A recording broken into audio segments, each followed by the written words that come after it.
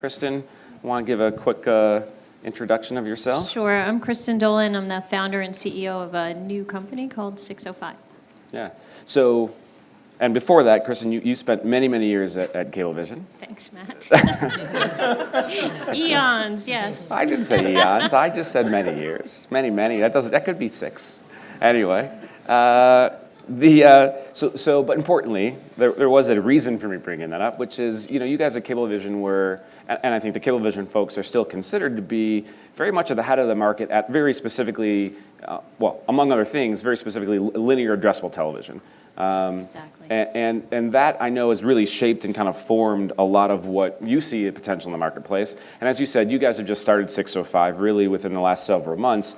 And I guess I'm interested in knowing where you come from and the background you have and the power and the scale and the growth that's happening in addressable television. What's the connection to what you guys are doing at 605? Okay, thanks.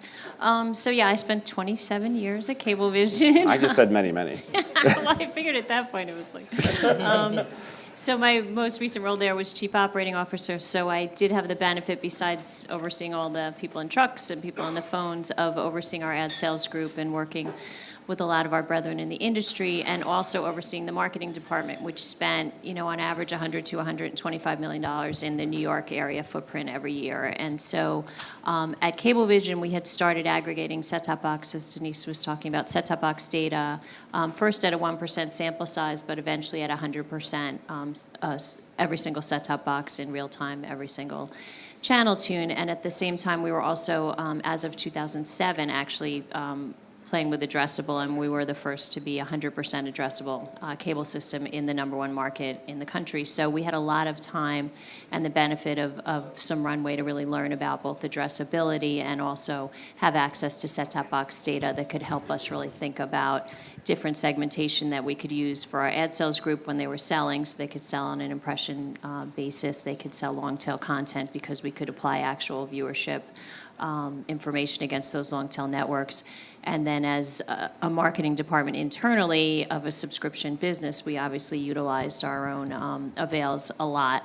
And so by, again, utilizing set-top box data to further some of the initiatives that we had, whether they were upselling customers to new products or a lot of retention marketing, we could do frequency capping, we could do media optimization within the marketplace, and kind of integrate both the opportunity to have set-top box data and 100% addressability within our own company. So one of the things you talk about with what you guys are doing at 605 is focusing first, as you bring a lot of the set-top box data to market, on programmers, the sell side, as well as cable operators. I think it's interesting because a lot of, so much of the noise and the discussion about the marketplace right now is how much marketers are kind of leveraging this type of data. Mm-hmm. You guys are, again, focused, I think, more on the sell side right now. Yeah. Talk about what you see as the opportunity there and why working with sellers and cable operators is important.